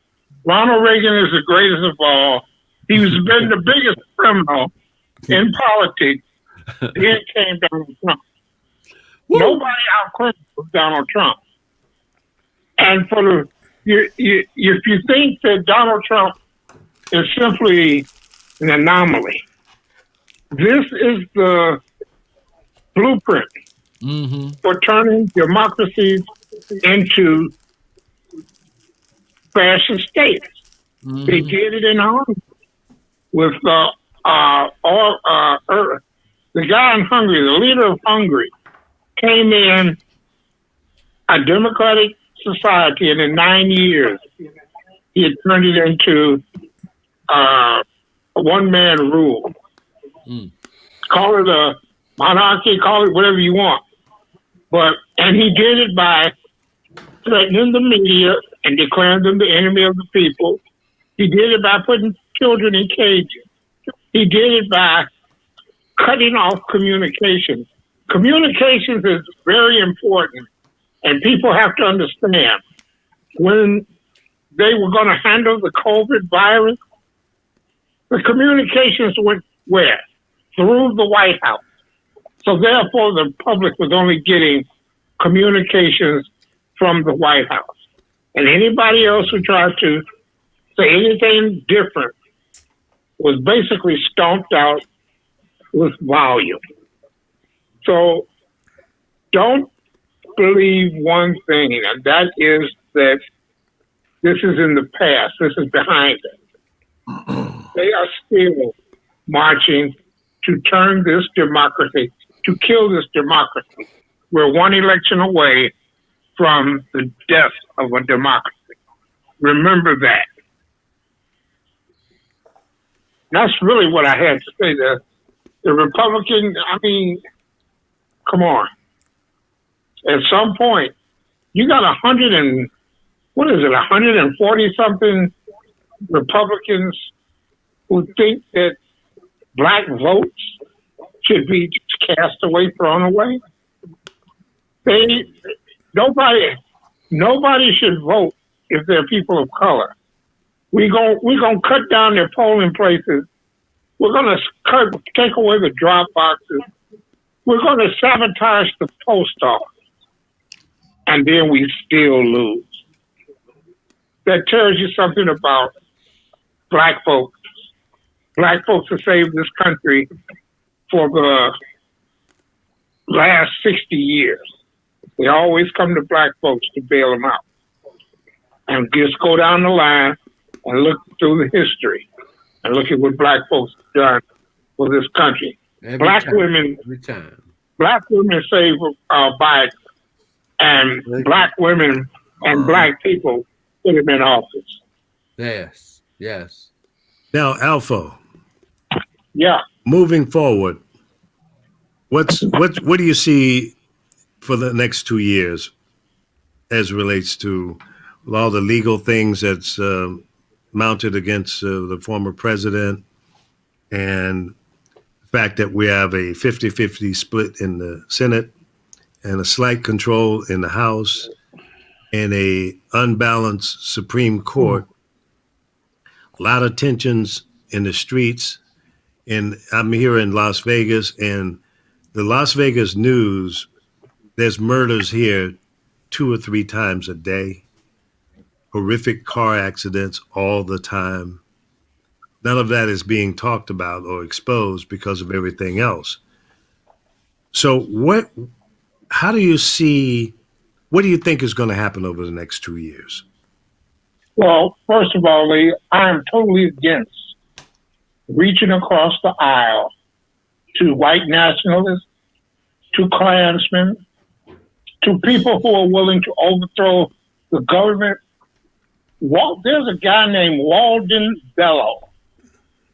Walden Bellow speaks of the right when they can't win through the ballot. They immediately start the violence in the streets. So that way the military can snuff out the violence and put the right wing in charge. You have to look at what it is. You cannot play nice with these people because they're not playing. We're the ones that are playing. We're the ones that keep showing up at a gunfight with a feather and a thesaurus, and it's not going to work. Democrats have to stand up and literally fight these people back, and they're not doing it. Joe Biden's got them in the hat in hand mode. Okay, we won. He's trying to push through this COVID plan with budget reconciliation, and Republicans are fighting it all away. So you message and tell the rest of America that these people are up to no good. You tell the rest of America who they are. We fought them and landed on the beaches in Normandy. Antifa, the original Antifa, was the people fighting fascism, landing on the beach in Normandy. And when you get right down to it, all of this is nothing more. You heard Nancy Pelosi say, all roads lead to Russia. This too leads to Russia. This is a successful split of the United States by a Russian asset. Donald Trump has successfully split the United States. Whatever happens to him legally and whatever is basically not going to matter because he's out of the picture. But this is everlasting. What he has done to this country is everlasting. I can't expect Biden to fix it because he's got that Barack Obama shadow over him to just work with them and hold your hat in your hand. You know how I am, Lee. I despise Republicans. And I despise them because they can't be trusted. They cannot be trusted. Go to the Santa Claus philosophy. To Santa Claus. That's all you have to do is go to the to Santa Claus philosophy. Republicans cannot be trusted. The welfare and the goodwill toward the country is not what they're after. They're after power and dominance. If the Democrats cannot balance the court, not pack the courts, balance the court. And I say balance by simply adding enough Supreme Court justices to have a majority. And while you're doing it, why just go for a small majority? Hell, go for a big majority. Then when Republicans come in, they can go for even a bigger majority. What you end up doing is eliminating the one-person guy law for the Supreme Court. Right now, if one person dies, it's such a rush, it's such a big deal to fill that seat with someone who thinks like you. And the people who think like you are the people who have been on the court the longest. All of these new people seated by Mitch McConnell who are unqualified, that should be called out. And when all of the investigations are through, Lee, I think a picture, whether you and I are alive, whether any of us are alive, when all of this hits the fan in the next 3 years, Donald Trump will be the best agent for Russia. And Russia has to pay a hell of a price for its behavior in the last 4 or 5 years. And I'm looking to see that Joe Biden does not treat them as such, because everything needs to be frozen in our country that is a Russian asset.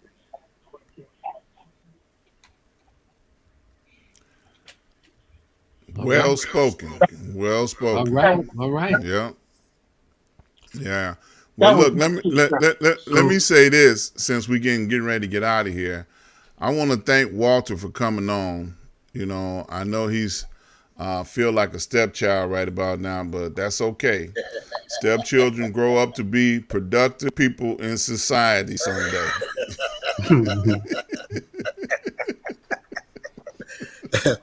Actually, man, I really enjoyed you guys, man. I did. Francisco, I like his directness. He's a good brother. I like it. Oh yeah, we're all straight shooters. Well, shit, you didn't say nothing about me. The I'm waiting to play silence Big was Wiz with you, deafening. all right? Oh boy, y'all are funny. So Alpha, you doing okay, man? You've been quiet lately. Yeah, I've not so much been quietly. There's been a lot of stuff going on here Okay. at my home, Chicago. I want to holler at my brother Chris. Chris, how you doing out there, man? Man, I can't call. I'm doing great, man. The most important thing is how you doing. Like Lee said, haven't heard from you a little bit. You doing all right, Alpha? I'm doing okay, man. I'm just sucking up the glory here and making sure I stay my butt in the house. Got that right. I feel It's you. a safe spot, right? And don't let no crazy people in. Well, that's a little tough because my grandchildren coming and going. I got great grandchildren coming and going. I'm sitting back in the corner going, get them little motherfuckers out of here.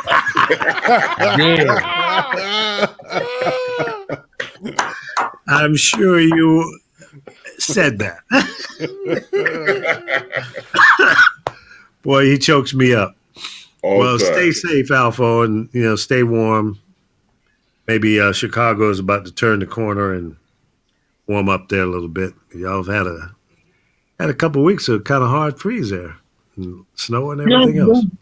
Don't give me this Donald Trump shit about turning the corner, because they did that with the virus.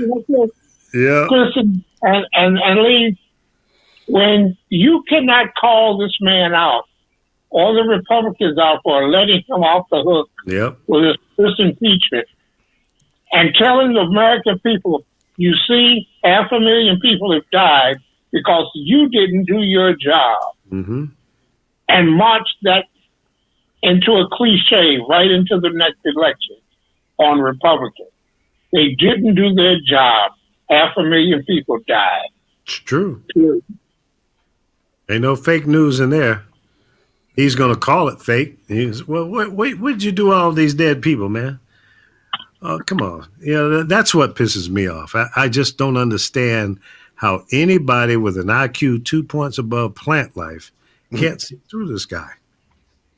You got to be dumber than a rock not to understand that you just been pimped, lied to repeatedly every damn day, and all the buffoons around him. Man, they got so mad. They got so mad that Obama won, man. They'll do anything. Yeah, that's about right.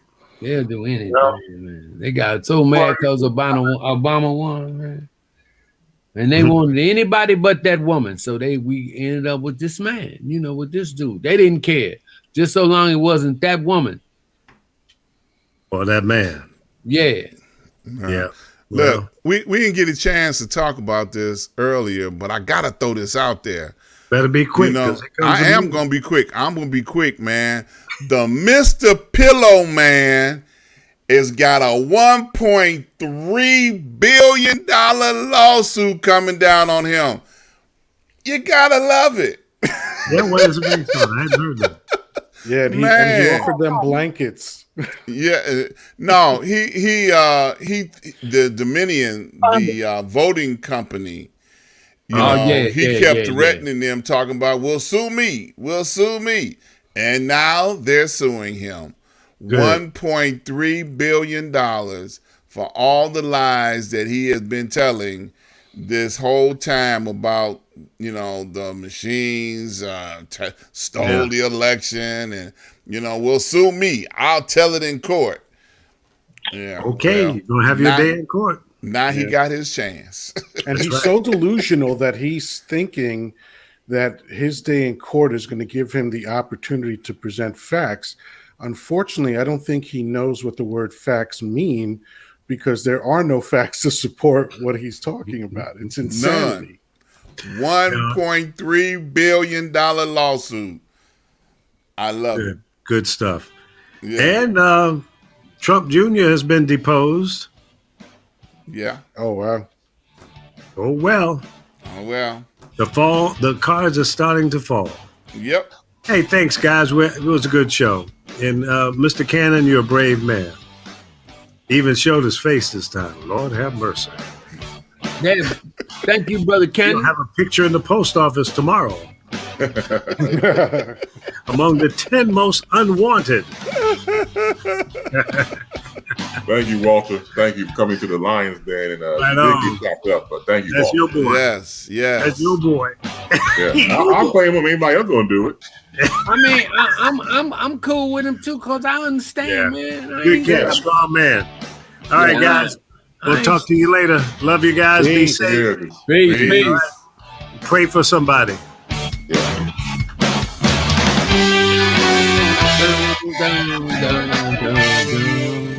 SNN Street News Now.